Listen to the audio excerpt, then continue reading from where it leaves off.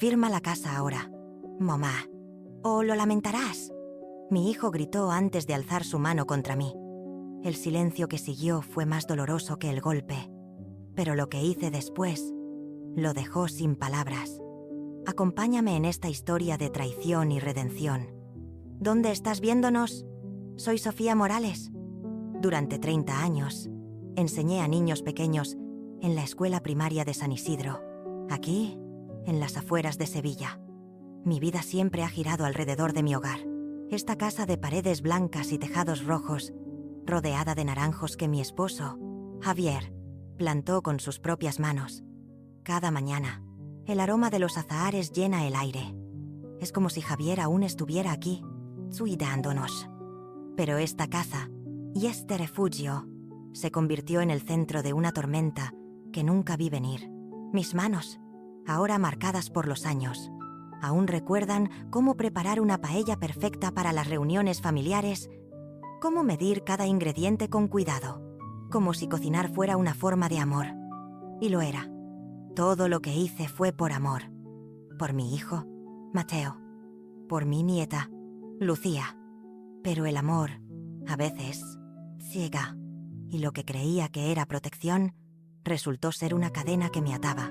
Era abril de 2025. La feria de abril estaba a punto de comenzar. Las calles de nuestro pequeño pueblo se llenaban de música, vestidos de flamenco y el bullicio de la gente. Decidí organizar una comida familiar antes de la feria. Algo sencillo: paella, gazpacho, un poco de vino de Jerez.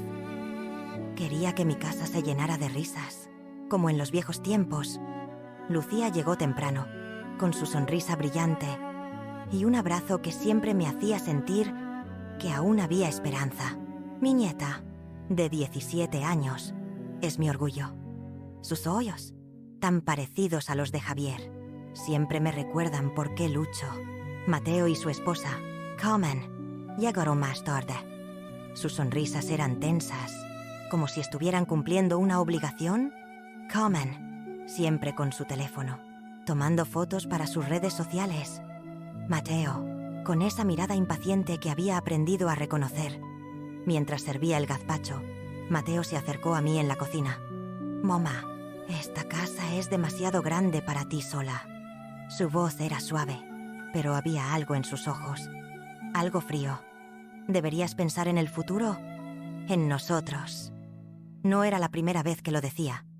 Durante años, Mateo había hablado de mi casa como si ya fuera suya. «Es por tu seguridad, mamá», decía. Pero yo sabía la verdad.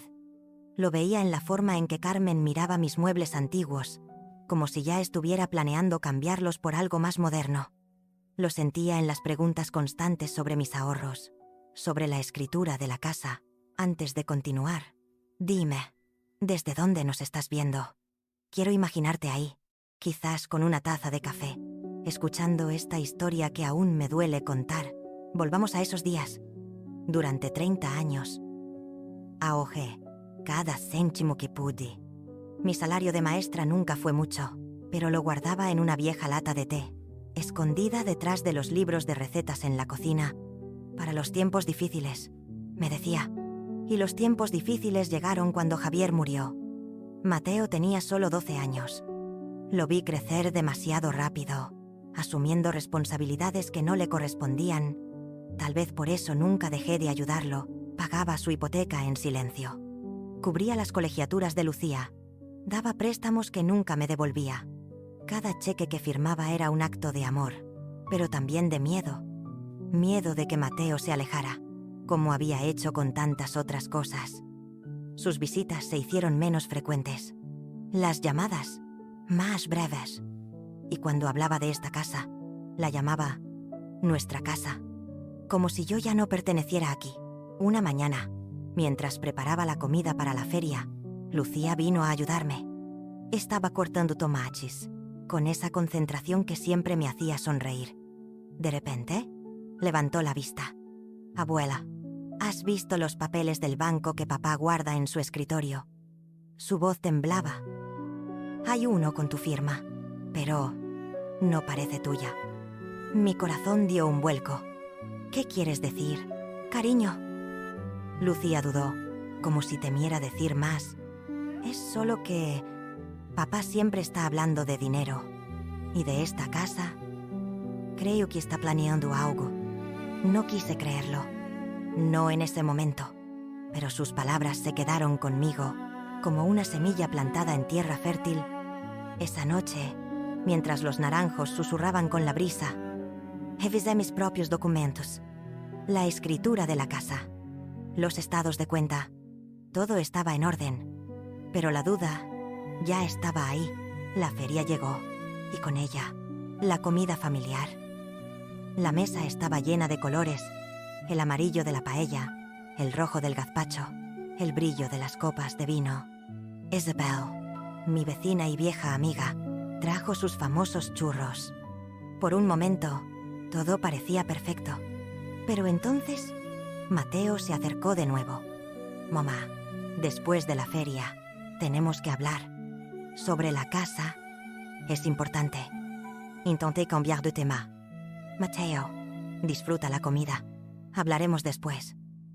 Pero su mano se posó en mi brazo. Firm. No, mamá. Tiene que ser ahora. El aire se espesó. En el patio, escuché la risa de Lucía, mezclándose con la música de la feria que llegaba desde la plaza. Sonidos normales, felices. Pero aquí, en mi cocina, algo estaba a punto de romperse. El día de mi cumpleaños número 74, amaneció con un sol radiante.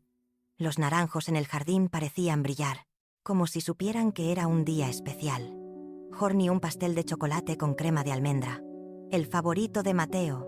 Desde que era niño, mis manos, temblorosas por la edad, aún recordaban cada paso. 74 años merecían una celebración. No es así. La casa se llenó de voces al mediodía. Lucía llegó primero, con un dibujo que había hecho de los naranjos de Javier. Para ti, abuela, dijo, y su abrazo fue el único que se sintió real. Mateo y Carmen llegaron después, con esa sonrisa forzada que ya conocía demasiado bien. Isabel trajo una bandeja de churros recién hechos, y por un momento, todo fue como antes. La cena transcurrió con conversaciones superficiales. El trabajo de Mateo en bienes raíces, los planes de Lucía para la universidad, el nuevo vestido de Carmen para la feria. Yo sonreía, asentía, servía más vino. Pero notaba cómo Mateo miraba hacia mi estudio, donde guardaba mis documentos. Como si ya estuviera calculando, después de la cena, mientras todos recogían los platos, Mateo me siguió a la cocina. Su voz era baja, casi un susurro. Mamá, necesitamos hablar ahora. Mateo, tenemos invitados, respondí, intentando mantener la calma. Es sobre la casa. Su mano se posó en mi brazo, más firme esta vez. Carmen y yo hemos estado hablando. Esta casa es demasiado para ti. Necesitamos estabilidad. Para Lucía, para nosotros. Sentí que el aire se volvía pesado. En el comedor, la risa de Lucía seguía resonando, mezclada con la voz cálida de Isabel. Sonidos de una familia feliz. Pero aquí, en mi cocina, la verdad empezaba a salir. Mateo, ya hemos hablado de esto. Dije, manteniendo mi voz firme. No, mamá, no realmente. Su tono se endureció. Sé que es difícil, pero tienes que ser práctica. La casa debería estar a nuestro nombre, para la seguridad de la familia. Esta es mi casa. Mateo. Técnicamente, sí, respondió, y sus palabras me cortaron como un cuchillo. Pero, seamos honestos, ¿quién la va a mantener cuando ya no puedas? ¿Quién pagará las reparaciones, los impuestos? Cada palabra era una pequeña puñalada. No porque fueran crueles, sino porque revelaban lo que realmente pensaba. Para Mateo, yo ya no era su madre. Era un problema, un obstáculo. He mantenido esta casa durante 40 años. Mateo, desde antes de que nacieras. Mamá, por favor, esto tiene sentido. La escritura debería estar a mi nombre. O al menos a nombre de ambos. Es lo que papá habría querido. Mencionar a Javier fue demasiado. Mi esposo. que trabajó día y noche para comprar esta casa, que plantó cada naranjo en el jardín, que murió demasiado joven, dejándome con una hipoteca y un hijo que criar, que habría querido Javier. Mi voz tembló. Tu padre quería que esta casa fuera nuestro hogar, Mateo, no una transacción. Mateo miró hacia el comedor, donde Carmen fingía no escuchar. Cuando volvió a mirarme, sus ojos eran diferentes, más duros. Mamá, voy a ser claro. Carmen y yo hemos hecho sacrificios por esta familia. Hemos sido pacientes. Pero necesitas ser realista. ¿Realista sobre qué? Que estoy envejeciendo. Que necesitas mi casa para pagar tus deudas. El silencio se extendió entre nosotros. Lucía apareció en la entrada, con un plato en la mano y una expresión preocupada. Abuela, todo está bien. Todo está bien. Cariño, Benji, con una sonrisa suave. Solo hablamos de cosas de adultos. Mateo esperó a que Lucía se fuera. Pero cuando habló de nuevo, su voz tenía un filo nuevo. Mira, mamá, puedes hacer esto por las buenas o por las malas, pero va a pasar. ¿Me estás amenazando, Mateo? Te estoy siendo honesto. Carmen ha investigado residencias, lugares donde estarías cómoda, pero eso cuesta dinero. Y el valor de esta casa, para. Mateo, no puedo parar. Mamá, no cuando estás siendo tan egoísta. La palabra me golpeó como agua helada. Egoísta. Después de años enseñando, sacrificándome, enviando dinero que nunca me agradecieron. No voy a firmar nada, Mateo. Sí, lo harás. Y entonces pasó. Su mano se alzó. Aprieta. Y la palma conectó con mi mejilla. El sonido resonó en la cocina. Seco, como un trueno. No fue un golpe fuerte, pero el shock fue total. En 74 años, nadie me había tocado así. Ni siquiera Javier, en sus peores días. El silencio que siguió fue ensordecedor. Lucía dejó caer el plato que sostenía. Carmen se quedó paralizada en la entrada. Isabel, que estaba guardando los churros, se giró con los ojos abiertos. Pero yo no me moví. No lloré. No grité. Solo sentí el ardor en mi mejilla y miré a mi hijo. Este hombre de 45 años que acababa de golpear a su madre, con una calma que no sabía que tenía, dije, Lucía, por favor, acompaña a tu padre a la puerta. La celebración ha terminado. Mateo abrió la boca, pero no salió ninguna palabra. Carmen comenzó a balbucear algo, pero yo ya caminaba hacia mi estudio. Cerré la puerta detrás de mí. En el escritorio de Javier, en el cajón inferior, detrás de viejos recibos, encontré mi libreta de direcciones. Mis dedos temblaron mientras buscaba un nombre. Antonio Pérez, abogado. A través de la puerta, escuché voces elevadas, pasos pesados, la puerta principal cerrándose. Pero yo ya estaba marcando. Antonio, dije cuando respondió. Soy Sofía Morales. Necesito verte mañana.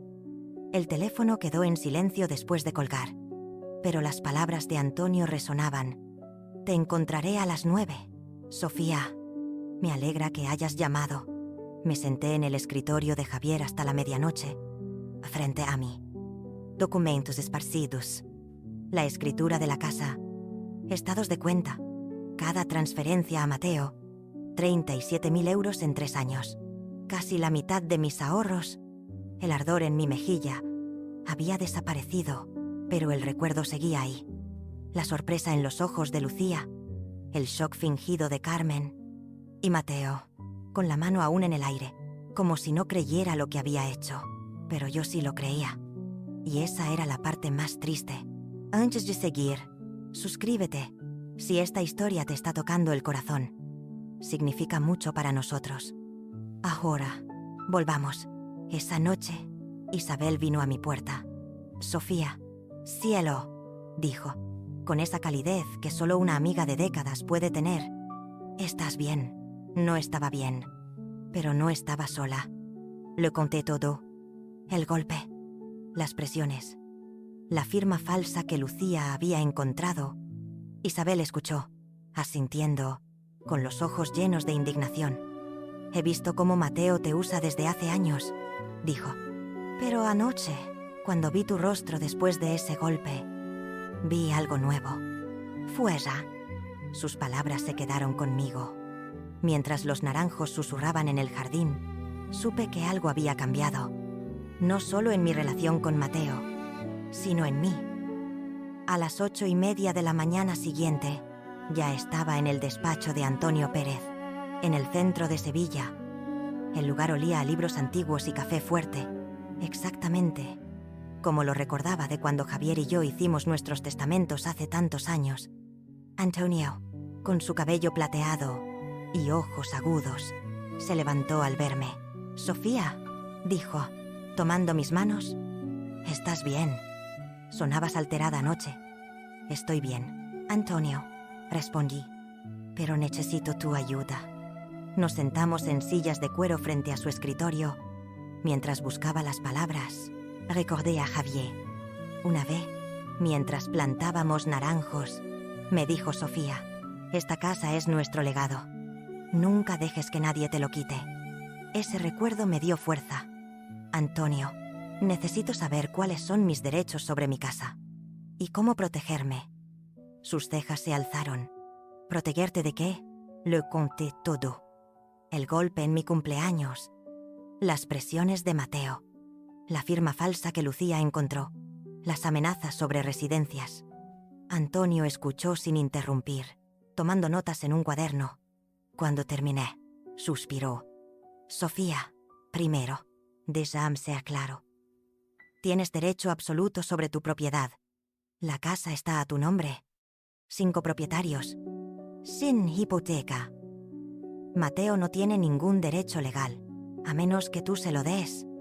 Sentí un alivio profundo, como si un peso se desvaneciera. «Segundo», continuó Antonio, «lo que describes es abuso, presión financiera, coerción. El golpe lo confirma. Tenemos opciones legales, si las quieres». «No quiero un escándalo, Antonio. Solo quiero recuperar el control». Él sonrió. «Entonces, hablemos de poder. ¿Sigues teniendo acceso independiente a tus cuentas?» «Sí. Mateo tiene mi información para las transferencias automáticas». «Pero no acceso directo». «Perfecto. Primer paso. Cancelamos todas las transferencias. Segundo, cambiamos contraseñas y códigos de seguridad. Tercero, revisamos tu testamento». Sacó una carpeta. «Aquí está tu testamento actual. Mateo hereda la casa y el 70% de tus activos. El resto se divide entre Lucía y una donación a la biblioteca pública. Quiero hacer cambios», dije. Con una certeza que me sorprendió, Antonio asintió. «Bien. Hablemos de detalles». Para el mediodía, teníamos un plan. Llamamos al banco desde su oficina. Cancelé todas las transferencias automáticas, cambié contraseñas y establecí una nueva pregunta de seguridad el nombre del primer naranjo que Javier plantó. «Esperanza», susurré al teléfono. Nadie más lo sabría. «¿Cuánto enviabas mensualmente?», preguntó Antonio, completando formularios. 600 para su hipoteca, 300 para Lucía, 300 para gastos varios. Antonio silbó. «Eso es mucho, Sofía. En 3 años, casi 40.000 euros». Escuchar el número en voz alta me hizo sentir náuseas. Ese dinero, ahorrado durante décadas de enseñar, se había esfumado en la vida de Mateo. «Ahora», dijo Antonio, «hablemos del testamento. ¿Cómo quieres distribuir tus bienes?» Lo había pensado toda la noche. La casa va para Lucía, pero no hasta que cumpla 25 años. Puede vivir en ella si quiere, pero no venderla. Quiero que termine la universidad primero. El resto de mis activos, 50% para Lucía, 30% para un fondo de becas en San Isidro, 20% para la biblioteca. «Ay, Mateo», hice una pausa, sintiendo el peso de la decisión. «Mateo no recibe nada». Antonio asintió, sin sorpresa. «¿Quieres incluir una explicación? Mateo sabe por qué». «¿De acuerdo? Esto tomará unos días, pero tendrás un borrador mañana. Antes de irme, Antonio me detuvo. Sofía, considera una orden de restricción. Un hombre que golpea a su madre por dinero puede hacer más. La idea me inquietó. Déjame pensarlo. Esa tarde, en el banco, hablé con Margarita, la gerente. Necesito revisar todas mis transferencias de los últimos 3 años. Y asegurarme de que las transferencias automáticas estén canceladas. Margarita revisó su computadora. Sus ojos se abrieron. Sofía, esto es mucho dinero. ¿Estás bien? No solo eran los 1.200 mensuales. Había transferencias adicionales. 500 para una emergencia del coche. 1.000 para reparaciones. 2.000 para gastos médicos, que ahora sabía que nunca existieron. Estoy bien ahora, Margarita, pero cualquier intento de acceder a mi cuenta debe ser aprobado por mí, con identificación, sin excepciones. Cuando llegué a casa, la casa se sentía diferente, más silenciosa, más mía. En mi estudio, saqué mi chequera. Durante años, doné pequeñas cantidades a organizaciones benéficas. 50 aquí, 100 allá. Siempre con culpa, porque Mateo decía que era despilfarrar. Ahora escribí un cheque de 500 euros para la Fundación de Alfabetización, otro de 300 para el refugio de animales y uno más para el comedor escolar de San Isidro. Actos pequeños, pero míos. Esa noche, mi teléfono sonó. Era Mateo. Lo dejé sonar. Sonó de nuevo. Y otra vez. Finalmente, contesté. Hola, Mateo. Mamá, gracias a Dios. He intentado llamarte todo el día. Escucha, sobre anoche, ambos dijimos cosas que no queríamos. Estaba estresado. Tú estabas cansada. No dije nada. Mateo, tú hablaste. Y tú golpeaste. Silencio. Sé que perdí los estribos. Lo siento, pero aún tenemos que hablar de la casa. Ya no hay nada que hablar. ¿Qué quieres decir? Podría haber sido cruel. Podría haberle dicho sobre las transferencias canceladas. El Nuevo Testamento. Pero le di una última oportunidad. Quiero decir que estoy cansada de sentirme presionada en mi propia casa. Mamá, por favor. Carmen y yo pensamos que podríamos compartir la casa. Tú vives aquí, pero nosotros tenemos seguridad. No, Mateo. No a todo. No más discusiones. No más presión. Colgué. A través de la ventana, vi a Isabel regando sus flores. Me puse un chal y salí. Isabel, lo amé. ¿Te gustaría tomar un té? Tengo mucho que contarte. Isabel dejó la manguera y cruzó el jardín con una mirada maternal. Sofía, cariño, ¿cómo estás? Anoche fue terrible, admití. Pero estoy bien y necesito tu ayuda. Mientras preparaba el té, le conté todo. Los años de manipulaciones, la firma falsa, el golpe. Isabel escuchó, con lágrimas en los ojos. He visto a Mateo venir aquí cada vez que necesitaba algo, dijo. Tu coche en el garaje porque le dabas dinero. Las facturas de Lucía en tu buzón. Pensé que lo sabías, pero tenías miedo de actuar. Tenías razón, admití. Pero anoche, cuando me golpeó, lo vi claramente. ¿Quién es realmente? ¿Qué necesitas de mí? Solo que sepas lo que pasa. Por si Mateo reacciona mal, cuando descubra lo que he hecho. Temes por tu seguridad. No lo sé. Nunca pensé que me golpearía, pero lo hizo. Isabel tomó mi mano. Sofía, mi teléfono está encendido toda la noche. Cualquier ruido, cualquier cosa, llamo a la policía. Sentí lágrimas en los ojos. Gracias. Días después, las grietas en el mundo de Mateo comenzaron a aparecer. A mi école, vi a Carmen salir de su casa, hablando por teléfono con furia. No entiendo por qué votó. La excusé decía. El dinero siempre está el 15. El jueves, Lucía llegó a mi puerta después de la escuela. Parecía cansada. Abuela, ¿puedo hablar contigo? Por supuesto, cariño. Té o chocolate caliente. chocolate caliente. Nos sentamos en la cocina. Lucía revolvía su taza, evitando mi mirada. En casa, las cosas están raras. Papá y mamá pelean por dinero. Mamá dice que algunas facturas rebotaron. Y anoche, escuché a mamá decir que tú cortaste el grifo. Mi corazón se apretó. Lucía no debería estar en esto. ¿Cómo te sientes? Cariño, confundida y enojada. ¿Con quién? Con papá. Por lo que te hizo. No puedo dejar de verlo golpeándote. No parecía sorprendido, ni arrepentido. Parecía como si lo hubiera querido hacer por mucho tiempo. Sus palabras confirmaron lo que temía. El golpe no fue un error. Fue Mateo mostrando quién era. Lucía, ¿sabes cuánto dinero enviaba a tu familia cada mes? No. 1.200 euros. Durante 3 años. Más de 40.000 en total. Lucía se quedó callada, procesando. Eso es mucho, dijo finalmente. Sí. Y nunca te lo dijeron. Ese dinero lo ahorré enseñando, negándome pequeños lujos, para ayudar cuando fuera necesario. Lucía miró su chocolate. Abuela, ¿puedo quedarme aquí esta noche? No quiero ir a casa. Por supuesto, cariño. Siempre eres bienvenida. Esa noche, mi teléfono sonó de nuevo. Mateo. Mamá, algo está mal con las cuentas. La hipoteca rebotó. El coche de Carmen. La tarjeta. Pero no entiendo por qué. Su voz tenía una vulnerabilidad que no escuchaba en años. Por un momento, quise rescatarlo. Pero recordé el sonido de su palma contra mi mejilla. Mateo, ya no hago transferencias automáticas.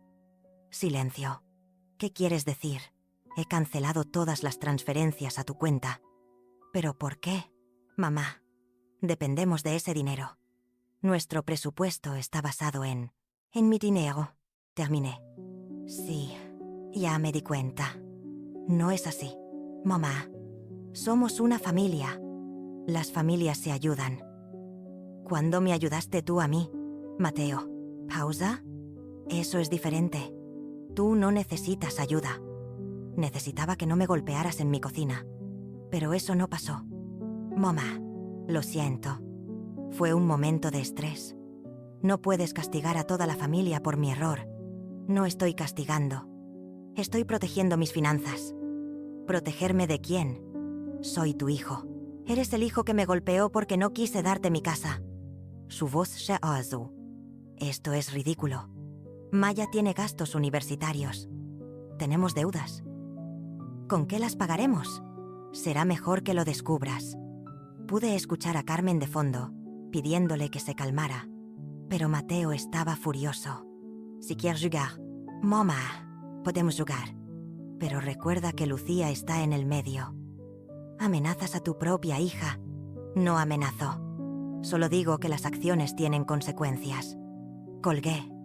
10 minutos después, Lucía apareció en mi estudio. Con rollos. Abuela, ¿puedo quedarme aquí permanentemente? La abracé mientras lloraba. A través de las paredes, escuché un portazo en la casa de al lado. El colapso había comenzado, pero sosteniendo a Lucía, sentí que algo nuevo también empezaba. Antes de seguir, si esta historia te está moviendo, suscríbete. Ahora, volvamos. Días después, Antonio me llamó. Sofía, Mateo ha contratado a un abogado. Quiere cuestionar tu competencia mental. Dice que tus decisiones son irracionales. Mi estómago se apretó. ¿Es en serio? Sí. Pero el abogado que eligió, Diego Ruiz, tiene un historial dudoso. Estuvo involucrado en un caso de fraude inmobiliario hace 2 años. Creo que Mateo está desesperado. ¿Qué podemos hacer? Nada por ahora. Tu testamento es sólido. Tus finanzas están protegidas. Pero prepararé una orden de restricción preliminar, por si acaso. Esa noche, le conté a Lucía sobre la demanda. Sus ojos se llenaron de lágrimas. Abuela, papá falsificó tu firma. Ahora quiere hacerte parecer loca. ¿Cómo puede hacer esto? No lo sé. Cariño, pero no estoy sola. Ci tengo aquí. Ah, Isabel. Hey, Antonio. Lucía asintió. Quiero ayudarte. Si papá intenta algo, lo grabaré.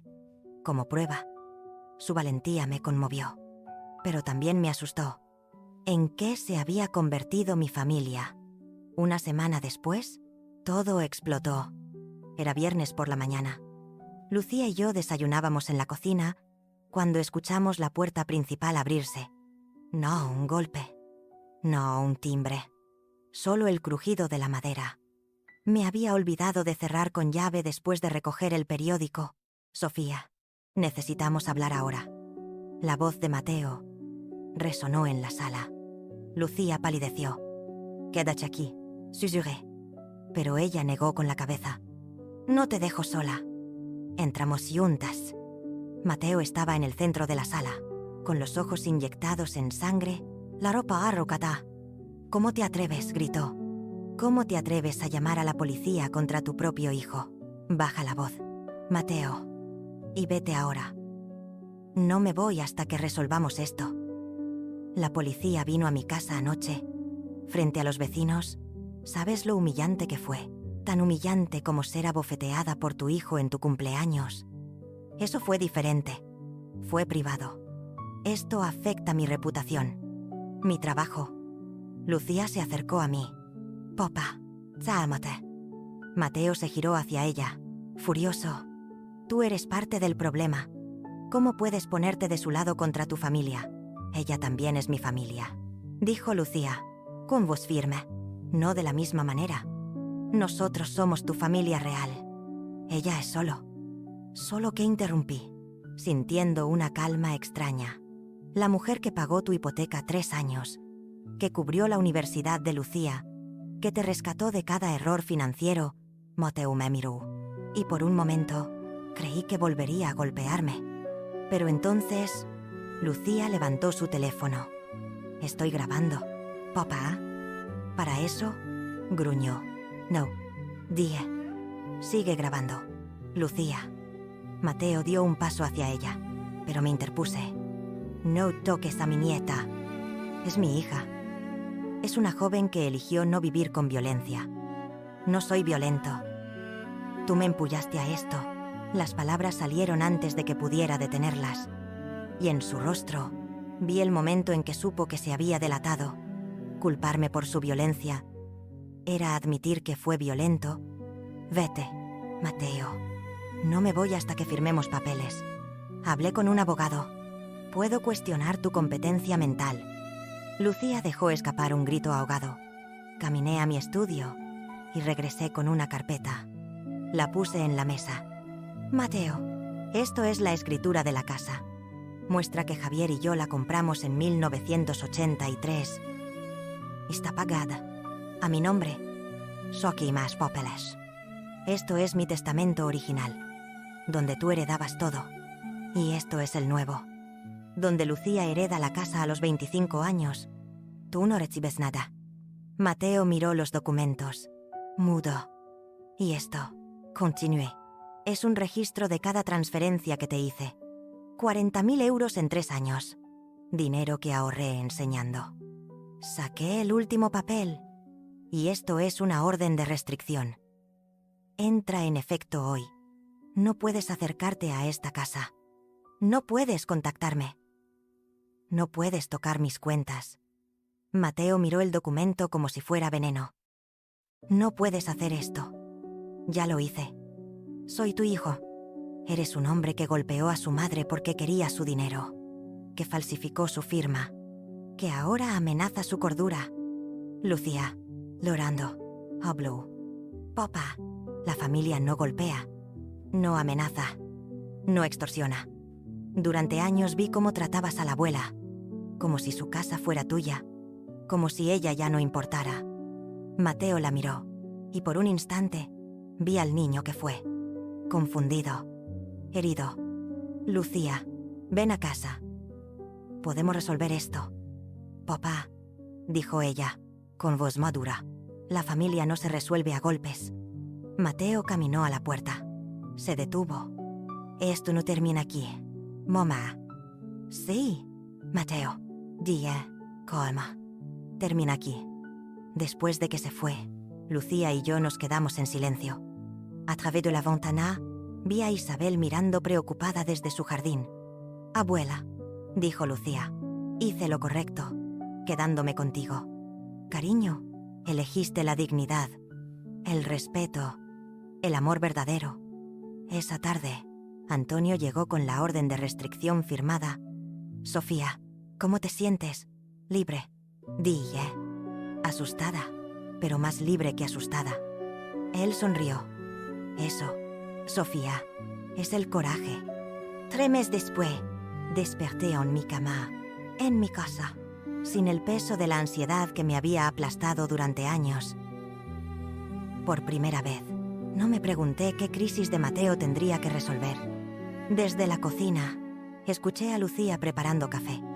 A sus 17 años, se había convertido en mi compañera de hogar, más considerada que Mateo jamás fue. Buenos días. Abuela, me saludó, sirviéndome café en mi taza favorita, la azul con flores que Javier me regaló. ¿Dormiste bien? Mejor que en años. Cariño. Lucía sonrió. Esta casa se siente más como hogar que la mía. Sus palabras me partieron el corazón, pero también me dieron esperanza. Algo bueno había nacido de este desastre. Esa tarde, en mi clase de escritura, en el centro comunitario, mis estudiantes escribían sobre momentos que los transformaron. Mientras leía sus borradores, vi historias de valentía. Madres que dejaron de financiar adicciones. Mujeres que terminaron relaciones tóxicas. Como yo, habían aprendido que el amor incluye límites. Más tarde, Isabel me invitó a una cena con su club de lectura. Sofía, es hora de que salgas más. Tienes una comunidad aquí. Miré a Lucía, que asintió con entusiasmo. Nos encantaría. Isabel. Esa noche, mientras preparábamos la cena, Lucía preguntó a abuela, ¿eres feliz? Hice una pausa, buscando la verdad. Sí, cariño. Por primera vez en años, soy completamente feliz. Incluso sin tu padre en mi vida, como era antes. Y si papá cambia, no lo sé. Pero ya no es mi responsabilidad descubrirlo. Por primera vez en 45 años, esas palabras eran ciertas. Meses después, recibí una carta del programa de alfabetización. Era de una joven madre, Isabela, que había terminado su educación secundaria gracias a una beca que financié. Nunca sabré su nombre. Escribió, pero cambió mi vida. Mi hija dice que quiere ser como yo, alguien que nunca se rinde. Doblé la carta y la puse con otras. En 6 meses, mi dinero ayudó a 12 personas a leer. Pagó 5 becas universitarias. Apoyó a 3 familias en crisis. 43.000 euros. El mismo dinero que Mateo gastó sin gratitud. Ahora, creaba cambio real.